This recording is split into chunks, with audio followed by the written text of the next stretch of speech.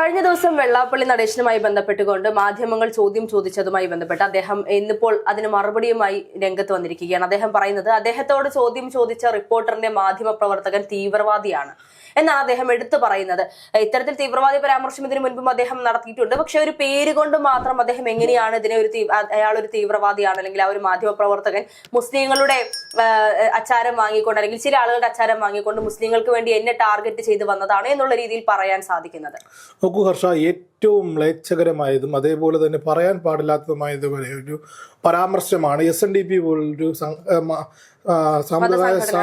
സാമുദായിക സംഘടനയുടെ തലപ്പത്തിരിക്കുന്ന വെള്ളാപ്പള്ളി നടേശൻ. അദ്ദേഹത്തിന്റെ ഇതിനു മുമ്പുള്ള പരാമർശങ്ങളെല്ലാം അദ്ദേഹം മുസ്ലിം സമുദായത്തിൽപ്പെട്ടവരെയും മുസ്ലിം ലീഗിനെയും വളരെയധികം രൂക്ഷമായ രീതിയിൽ കടന്നാക്രമിക്കുന്ന ഒരു വാർത്താ സമ്മേളനമാണ് നമ്മൾ കണ്ടത്. നോക്കൂ, കഴിഞ്ഞ ദിവസം ശിവഗരി സമ്മേളനത്തിന് കഴിഞ്ഞ് തിരിച്ചു വരുന്ന വഴിക്ക് ചില ചോദ്യങ്ങൾ റിപ്പോർട്ടർ TVയുടെ മാധ്യമപ്രവർത്തകനായ തിരുവനന്തപുരം ബ്യൂറോയിലെ മാധ്യമപ്രവർത്തകനായ റഹീസ് റഷീദ് ചോദിക്കുകയുണ്ടായി. അദ്ദേഹം ചോദിച്ചത് ക്രിസ്റ്റൽ ക്ലിയർ ആയിട്ട് ഡയറക്റ്റ് ചോദിക്കുന്നു. ആ ഘട്ടത്തിൽ തന്നെ അദ്ദേഹത്തോട് ദേഷ്യപ്പെട്ട് താനത് കുറേ നാളായി തുടങ്ങിയെന്ന് പറഞ്ഞ് റിപ്പോർട്ടറിന്റെ മൈക്ക് ധാർഷ്ട്യത്തോടു കൂടി തട്ടിത്തെറിപ്പിക്കുകയാണ്. അതിനുശേഷം ഇന്ന് ആ വീഡിയോ വളരെ വൈറലായിരുന്നു. അതിനുശേഷം ഇതിന്മേൽ ഒരുപാട് ചർച്ചകൾ നടന്നു. അപ്പോൾ ഇന്ന് ആലപ്പുഴയിൽ വെച്ച് അദ്ദേഹം വീണ്ടും ഒരു വാർത്താ സമ്മേളനം വിളിക്കുന്നു. വാർത്താ സമ്മേളനത്തിൽ വെച്ചാണ് ഇദ്ദേഹം ഇങ്ങനെ പറയുന്നത്: എനിക്ക് നേരെ ചോദ്യം ഉന്നയിച്ച മാധ്യമ പ്രവർത്തകൻ ഒരു തീവ്രവാദിയാണ്, അദ്ദേഹം ഈരാറ്റുപേട്ടക്കാരനാണ്, ഈരാറ്റുപേട്ടയിൽ അദ്ദേഹം ഇത്തരത്തിൽ MSFന്റെ പ്രവർത്തകനാണ്, MSFന്റെ പ്രവർത്തകനായി നിന്നതുകൊണ്ട് ഇത്തരത്തിൽ ആരുടെ കയ്യിൽ നിന്ന് പൈസയും വാങ്ങിച്ചുകൊണ്ടാണ് ഇത്തരത്തിൽ ചോദ്യം ചോദിക്കുന്ന മാധ്യമ പ്രവർത്തകരെല്ലാം തന്നെ തീവ്രവാദികളും ചോദ്യം ചോദിക്കുന്ന എല്ലാവരും തീവ്രവാദികളാക്കുകയല്ല അദ്ദേഹം ചെയ്തത്. ആ പേര് അദ്ദേഹത്തിന്റെ റഹീസ് റഷീദിന്റെ പേരാണ്. അല്ല, അതാണ് പറയുന്നത്. അപ്പോൾ ക്രിസ്റ്റൽ ക്രിയേറ്റർ ചോദ്യം ചോദിക്കുന്നു. നോക്കൂ, കലാലയ കാലയളവിൽ ഞാനും ഹർഷയും ഒക്കെ, ഞാൻ കലാലയ കാലയളവിൽ SFIക്കാരനായിരുന്നു. അതിനുശേഷം ഞാൻ എൻ്റെ മാധ്യമപ്രവർത്തന ജീവിതവുമായി മുന്നോട്ട് പോകുമ്പോൾ നമ്മുടെ രാഷ്ട്രീയമുണ്ട്. ഒരിക്കലും നമ്മുടെ മാധ്യമപ്രവർത്തനകത്തേക്ക് ഈ രാഷ്ട്രീയം കടന്നു വരികയില്ല. ഇപ്പോൾ നമ്മൾ സംസാരിക്കുന്നു, ഇപ്പോൾ ഹർഷയ്ക്കൊരു രാഷ്ട്രീയമുണ്ട്, ഇവിടെ രോഹിത്തേട്ടന് ഒരു രാഷ്ട്രീയമുണ്ട്, രോഹിത്തിന് ഒരു രാഷ്ട്രീയമുണ്ട്, അതേപോലെ മേഘയ്ക്ക്, എല്ലാവർക്കും രാഷ്ട്രീയമുണ്ട്. നമ്മൾ വിഷയത്തെ അടിസ്ഥാനപ്പെടുത്തി അതിന്മേൽ ചർച്ചകൾ നടത്തുന്നു, അതിന്മേൽ ചോദ്യങ്ങൾ ചോദിക്കുന്നു, നമ്മൾ തർക്കിക്കുന്നു, ആശയപരമായി യുദ്ധം നടത്തുന്നു. അപ്പോൾ ഞാനും താങ്കളും അല്ലെങ്കിൽ ഇവിടെ മേഘയും രോഹിത്തും പോലുള്ള ആൾക്കാർ അങ്ങോട്ടും ഇങ്ങോട്ടും പേരിന്റെ പേരിൽ, മതത്തിന്റെ പേരിൽ, അല്ലെങ്കിൽ ചോദിക്കുന്ന ചോദ്യത്തിന്റെ പേരിൽ ഇത്തരത്തിൽ തീവ്രവാദി പരാമർശവും അല്ലെങ്കിൽ ജാതീയമായ അധിക്ഷേപവും, അതായത് മതം കുത്തി നിറച്ച നമ്മുടെ തമ്പ് തന്നെയാണ് മതം ഇളകി വെള്ളാപ്പള്ളി. മതം എന്നുള്ളത് മതം കുത്തി നിറച്ചുകൊണ്ടുള്ള ഇത്തരത്തിലൊരു മലീനമസമായപ്പെട്ട ഒരു വാർത്താ സമ്മേളനമാണ് അദ്ദേഹം നടത്തിയത്. അദ്ദേഹത്തെ ചോദിക്കുന്ന പ്രായാധിക്യം പോലും കണക്കിലെടുക്കാതെ എൻ്റെ അടുത്ത് ആ ചോദ്യം ചോദിച്ചു. അല്ല, ഒന്ന് ആലോചിച്ച് നോക്കുക. അദ്ദേഹം പറയുന്നുണ്ട് ആ ചോദ്യം ചോദിച്ച വ്യക്തിയുടെ അപ്പൂപ്പന്റെ പ്രായമുണ്ട് എനിക്ക്,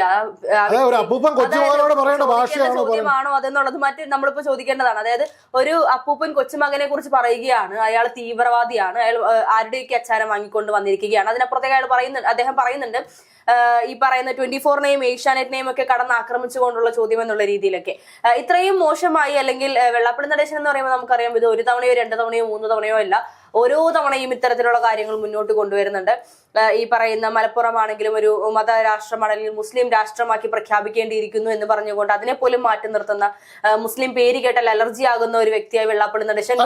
അതായത് ഈ വാർത്താ സമ്മേളനത്തിലെ വിഷയങ്ങൾ എടുത്ത് കാണിക്കുമ്പോൾ തന്നെ ആ മാധ്യമപ്രവർത്തകർ ചോദിക്കുന്നുണ്ട്, എന്ത് അടിസ്ഥാനത്തിന്റെ പേരിലാണ് താങ്കൾ ഇങ്ങനെ തീവ്രവാദി പട്ടമൊക്കെ ചാർത്തി കൊടുക്കുന്ന, ആ വാക്കിന്റെ വ്യാപ്തി എന്താണ്? അപ്പൊ സൈഡിൽ നിന്ന് ഏതോ ഒരു ആൾ വന്ന് പറയുന്നുണ്ട്, ഇനി ആ ചോദ്യത്തെ അഡ്രസ് ചെയ്യേണ്ട, ആ പുള്ളി ഒഴിവാക്കിയിട്ട് ബാക്കിയുള്ളവരോട് സംസാരിക്കൂ. എല്ലാ മാധ്യമപ്രവർത്തകരും ഈ ചോദ്യം ചോദിച്ചിട്ടും അതിന് മറുപടി കൊടുക്കാൻ തയ്യാറായില്ല. മറ്റു കാര്യങ്ങൾ അവിടെ ചർച്ചയായി. അതായത് UDFന്റെ കാലത്താണോ LDFന്റെ കാലത്താണോ ഏറ്റവും കൂടുതൽ, അതായത് SNDPക്ക് ആനുകൂല്യങ്ങൾ ലഭിച്ചത്, അതിൽ നിന്നും സ്കിപ്പ് ആവാൻ ശ്രമിച്ചു. പക്ഷേ ഏതോ ഒരു ആബ്സെന്റ് ഓഫ് മൈൻഡ് അദ്ദേഹത്തിന്റെ ഭാഗത്തു നിന്ന് വീണു. R ശങ്കറിന്റെ കാലത്ത് ലഭിച്ചു. മുഖ്യമന്ത്രി ആയിരുന്ന ഉമ്മൻചാണ്ടിയുടെ അവസാന കാലഘട്ടത്തിൽ ഇദ്ദേഹത്തിന് SNDPക്ക് ആനുകൂല്യം ലഭിച്ചു. LDF സർക്കാരിനെ പറ്റി ഒന്നും തന്നെ തുറന്ന് പറയാൻ അദ്ദേഹം തയ്യാറായിരുന്നില്ല. നോക്കൂ, ഇന്നത്തെ കാര്യങ്ങളൊക്കെ ചേർത്ത് വെച്ച് നോക്കൂ. അതായത് ഇന്നലെ മുഖ്യമന്ത്രിയുടെ വാർത്താ സമ്മേളനത്തിൽ കാറ് കയറ്റിയത് തെറ്റല്ല എന്ന് പറയുന്നത്. ഇപ്പോൾ ഞാൻ ഒരു കാര്യം പറയണം. ഹർഷ ഇപ്പോൾ ഒരു സാമുദായിക സംഘടനയുടെ ഒരു തലപ്പത്തിരിക്കുന്ന ഒരു സ്ത്രീയാണെന്ന് കരുതുക. സ്ത്രീയോ പുരുഷനോ, ലിംഗസമത്വം, സ്ത്രീയോ പുരുഷനോ, ഞാനിപ്പോൾ മുഖ്യമന്ത്രിയാണെന്ന് കരുതുക. നമ്മളെ നോക്കിക്കൊണ്ടിരിക്കുന്ന ഒരു പൊതുസമൂഹമുണ്ട്. പൊതുസമൂഹത്തിൽ ഇപ്പം താങ്കൾ ഇപ്പോൾ ഇത്തരത്തിലുള്ള പരാമർശങ്ങൾ നടത്തുകയും അല്ലെങ്കിൽ താങ്കൾ ഇത്തരത്തിലുള്ള രീതിയിൽ സംസാരിക്കുകയും ചെയ്യുന്ന ഒരു വ്യക്തിയാണെന്ന് സമൂഹത്തിനൊരു തോന്നലുണ്ട്. അത്തരത്തിൽ താങ്കൾ ഇപ്പം ഒരു ഇടതുപക്ഷം പോലൊരു പാർട്ടി അല്ലെങ്കിൽ CPM പോലൊരു പാർട്ടി, അതിൻ്റെ ഒരു മുഖ്യമന്ത്രി, കേരളത്തിൻ്റെ മുഖ്യമന്ത്രി ഞാനാണെന്ന് കരുതുക, ഞാൻ താങ്കളെ കാറിൽ കയറ്റി കൊണ്ടുപോകുമ്പോൾ പൊതുജനം വിലയിരുത്തുന്ന ഒരു വിലയിരുത്തലുണ്ട്. തീർച്ചയായിട്ടും അതിൽ ഒരു പൊളിറ്റിക്കൽ നറേഷനുണ്ട്. അത് ഇല്ല എന്ന് മുഖ്യമന്ത്രിയല്ല ഇവിടുത്തെ മറ്റ് CPM-കാർ ആര് പറഞ്ഞാലും അതിനെ ഒന്നും അംഗീകരിക്കാൻ കഴിയാത്ത സാഹചര്യം. ഒന്ന് ആലോചിച്ച് ഇതിനപ്പുറത്തേക്ക് CPI അത്രത്തോളം, അതായത് LDF-ൽ CPM-ന് ശേഷം CPI എന്ന് പറയുന്ന സാഹചര്യത്തിൽ അതിനെ പോലും പിന്തള്ളിക്കൊണ്ടാണ് വെള്ളാപ്പള്ളി നടേശൻ ഈ ഒരു പത്രസമ്മേളനത്തിൽ പറഞ്ഞിട്ടുള്ളത്. CPM-നെ പിന്നിൽ നിന്നും നയിക്കുന്നത് ഞങ്ങളാണ് എന്നുള്ള രീതിയിൽ, അതായത് ഞങ്ങളുടെ പിന്നാക്കക്കാരുടെ വോട്ടുണ്ടെങ്കിൽ മാത്രമാണ് മുന്നോട്ട് പോകാൻ സാധിക്കുള്ളൂ എന്നുള്ളത് CPI മറക്കരുത് എന്ന് പറഞ്ഞുകൊണ്ട് ഒരു ഭീഷണിയുടെ സ്വരം. അപ്പോൾ ഈ പറയുന്ന വെള്ളാപ്പള്ളി നടേശനെ ചേർത്ത് പിടിച്ചത് കൊണ്ട്, അല്ലെങ്കിൽ SNDP-യുടെ, ഇപ്പൊ നമുക്കറിയാം എത്രയൊക്കെ CPM അംഗീകരിച്ചില്ലെങ്കിലും എത്രയൊക്കെ പിണറായി വിജയൻ അംഗീകരിച്ചില്ലെങ്കിലും വെള്ളാപ്പള്ളി കാറിൽ കയറി കൊണ്ട് പോയിട്ടുണ്ടെങ്കിൽ, മുഖ്യമന്ത്രിയുടെ കൂടെ കാറിൽ കയറി പോയിട്ടുണ്ടെങ്കിൽ വലിയ രീതിയിലുള്ള ഇമ്പാക്ട് ഉണ്ടാക്കി എന്നുള്ളത് യാഥാർത്ഥ്യമാണ്. പക്ഷെ അത് അംഗീകരിക്കാൻ തയ്യാറല്ല എന്നുള്ളത് മറ്റൊരു വശം.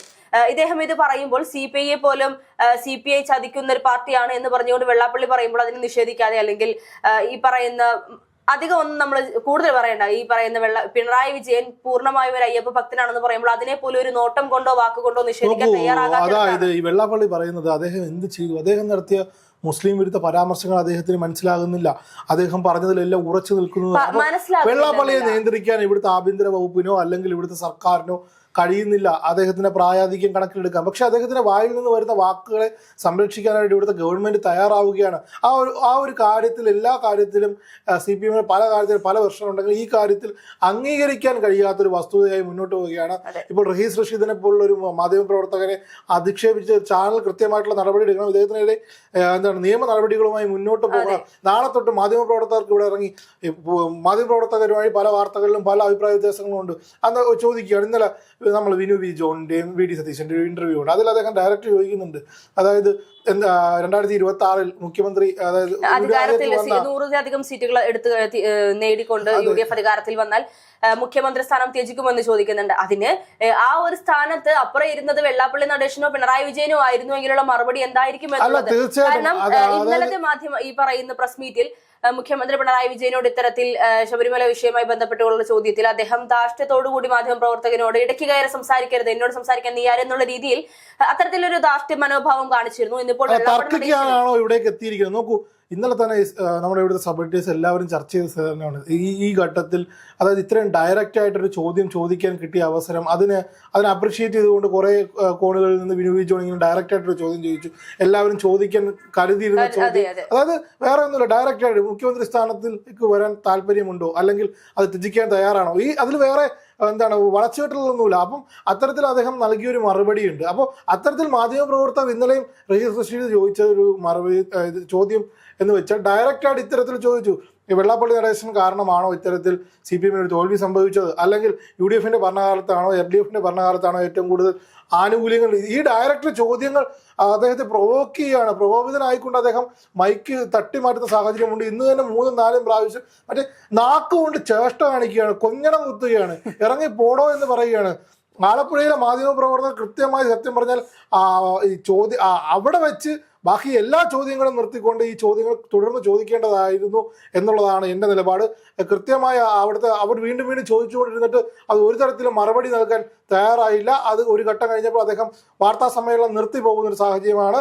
ഇത്തരത്തിൽ മാധ്യമപ്രവർത്തകർക്ക് നേരത്തെ നടക്കുന്ന ഇത്തരത്തിൽ വെള്ളാപ്പള്ളി നടത്തിക്കൊണ്ടിരിക്കുന്ന പ്രസ്താവനകൾ പിൻവലിക്കണമെന്ന് അവിടെ KWG ഉൾപ്പെടെയുള്ളവർ ആവശ്യപ്പെടേണ്ട ഒരു സാഹചര്യമുണ്ട്. അത് തീർത്തും അപലപനീയമാണ്.